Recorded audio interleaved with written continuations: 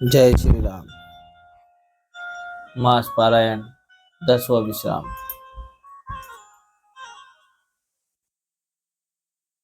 दूध, शरबत, ठंडाई, जल आदि से भरकर सोने के कलश तथा जिनका वर्णन नहीं हो सकता ऐसे अमृत के समान भांति भांति के सब पकवान से भरे हुए परात, थाल आदि अनेक प्रकार के सुंदर बर्तन, उत्तम फल तथा और भी अनेकों सुंदर वस्तुएं राजा ने हर्षित होकर भेंट के लिए भेजी।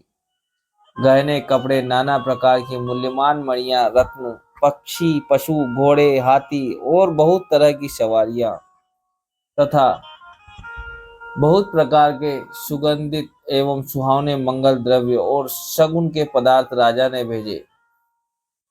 दही, चिवड़ा और अगणित उपकार की चीजें कांवरों में भर भर कर कहार चले। अगवानी करने वालों को जब बारात दिखाई दी तब उनके हृदय में आनंद छा गया और शरीर रोमांच से भर गया। अगवानों को सज धज के साथ देखकर बारातियों ने प्रसन्न होकर नगाड़े बजाए। बाराती तथा अगवानों में से कुछ लोग परस्पर मिलने के लिए हर्ष के मारे बाग छोड़कर सरपट दौड़ चले और ऐसे मिले मानो आनंद के दो समुद्र मर्यादा छोड़कर मिलते हों। देव सुंदरियां फूल बरसाकर गीत गा रही है और देवता आनंदित होकर नगाड़े बजा रहे हैं। अगवानी में आए हुए उन लोगों ने सब चीजें दशरथ जी के आगे रख दी और अत्यंत प्रेम से विनती की। राजा दशरथ जी ने प्रेम सहित सब वस्तुएं ले ली। फिर उनकी बख्शिशें होने लगी और वे याचकों को दे दी गई। तदंतर पूजा, आदर, सत्कार और बड़ाई करके अगवान लोग उनको जनवासे की ओर लिवा ले चले। विलक्षण वस्त्रों के पावड़े पड़ रहे हैं जिन्हें देखकर कुबेर भी अपने धन का अभिमान छोड़ देते हैं। बड़ा सुंदर जनवासा दिया गया जहां सबको सब प्रकार का सुविधा था। सीता जी ने बारात जनकपुर में आई जानकर अपनी कुछ महिमा प्रकट करके दिखलाई। हृदय में स्मरण कर सब सिद्धियों को बुलाया और उन्हें राजा दशरथ जी की मेहमानी करने के लिए भेजा। सीता जी की आज्ञा सुनकर सब सिद्धियां जहां जनवासा था वहां सारी संपदा, सुख और इंद्रपुरी के भोग विलास को लिए हुए गई। बारातियों ने अपने अपने ठहरने के स्थान देखे तो वहां देवताओं के सब सुखों को सब प्रकार से सुलभ पाया। इस ऐश्वर्य का कुछ भी भेद कोई जान न सका। सब जनक जी की बड़ाई कर रहे हैं। श्री रघुनाथ जी यह सब सीता जी की महिमा जानकर और उनका प्रेम पहचान कर हृदय में हर्षित हुए। पिता दशरथ जी के आने का समाचार सुनकर दोनों भाइयों के हृदय में महान आनंद समाता न था। संकोचवश वे गुरु विश्वामित्र जी से कह नहीं सकते थे, परंतु मन में पिताजी के दर्शनों की लालसा थी। विश्वामित्र ने उनकी बड़ी नम्रता देखी तो उनके हृदय में बहुत संतोष उत्पन्न हुआ। प्रसन्न होकर उन्होंने दोनों भाइयों को हृदय से लगा लिया। उनका शरीर पुलकित हो गया और नेत्रों में प्रेमाश्रुओं का जल भर आया। वे उस जनवासे को चले जहां दशरथ जी थे, मानो सरोवर प्यासे की ओर लक्ष्य करके चला हो। जब राजा दशरथ जी ने पुत्रों सहित मुनि को आते देखा तब वे हर्षित होकर उठे और सुख के समुद्र में था सी लेते हुए चले। पृथ्वीपति दशरथ जी ने मुनि की चरण धूलि को बार बार सिर पर चढ़ाकर उनको दंडवत प्रणाम किया। विश्वामित्र जी ने राजा को उठाकर हृदय से लगाया और आशीर्वाद देकर कुशल पूछी। फिर दोनों भाइयों को दंडवत प्रणाम करते देखकर राजा के हृदय में सुख समाया नहीं। पुत्रों को उठाकर हृदय से लगाकर उन्होंने अपने दूसरे दुख को मिटाया, मानो मृतक शरीर को प्राण मिल गए हों। फिर उन्होंने वशिष्ठ जी के चरणों में सिर नवाया। मुनि श्रेष्ठ ने प्रेम के आनंद में उन्हें हृदय से लगा लिया। दोनों भाइयों ने सब ब्राह्मणों की वंदना की और मन भाए आशीर्वाद पाए।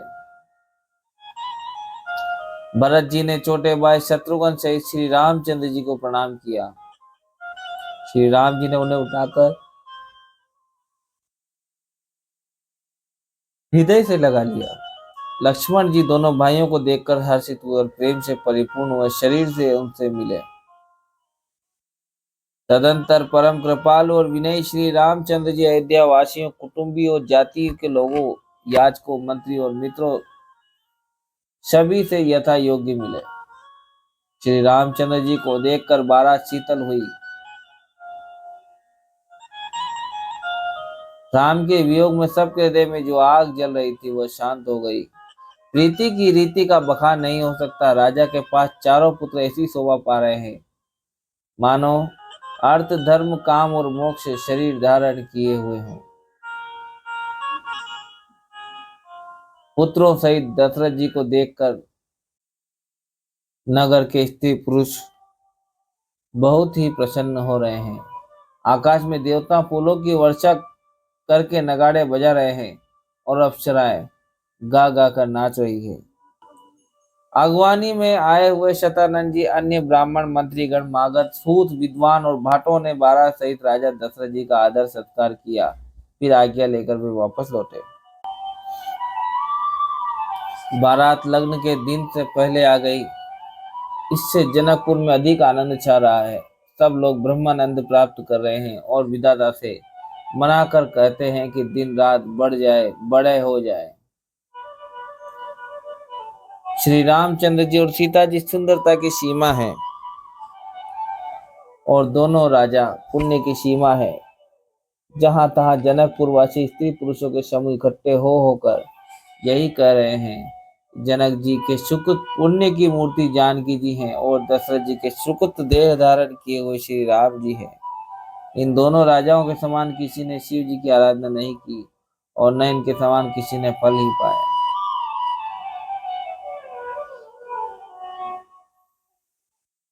इनके समान जगत में न कोई हुआ, न कहीं है, न होने का ही है। हम सब भी संपूर्ण पुण्यों की राशि हैं जो जगत में जन्म लेकर जनकपुर के निवासी हुए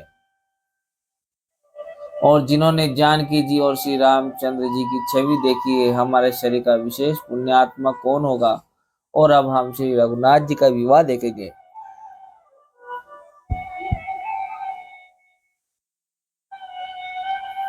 और भली भांति नेत्रों का लाभ लेंगे। कोयल के समान मधुर बोलने वाली स्त्रियां आपस में कहती है कि है सुंदर नेत्रों वाली, इस विवाह में बड़ा लाभ है। बड़े भाग्य से विधाता ने सब बात बना दी है। ये दोनों भाई हमारे नेत्रों के अतिथि हुआ करेंगे।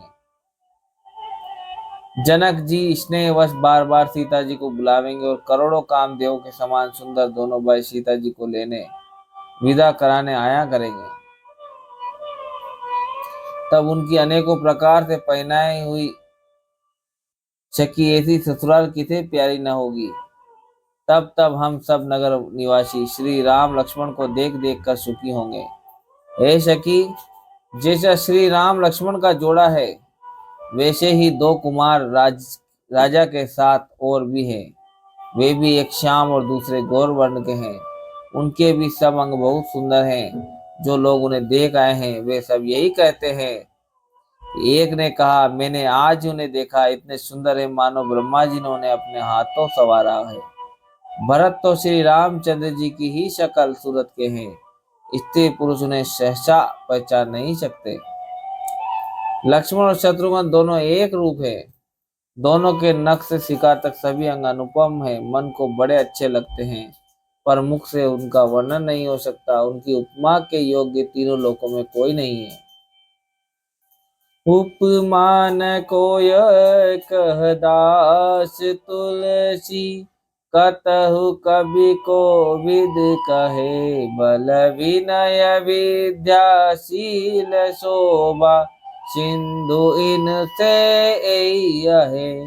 पुरी नारी सकल पसारी, अंचल विधि बचन सुनावही।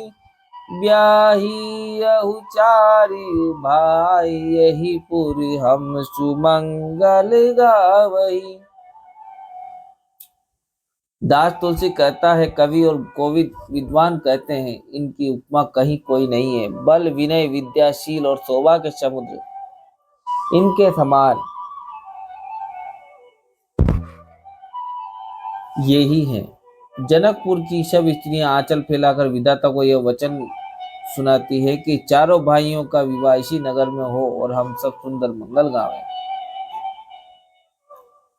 नेत्रों में प्रेमाश्रुओं का जल भरकर पुलकित शरीर से स्त्रियां आपस में कह रही हैं कि हे सखी, दोनों राजा पुण्य के समुद्र हैं।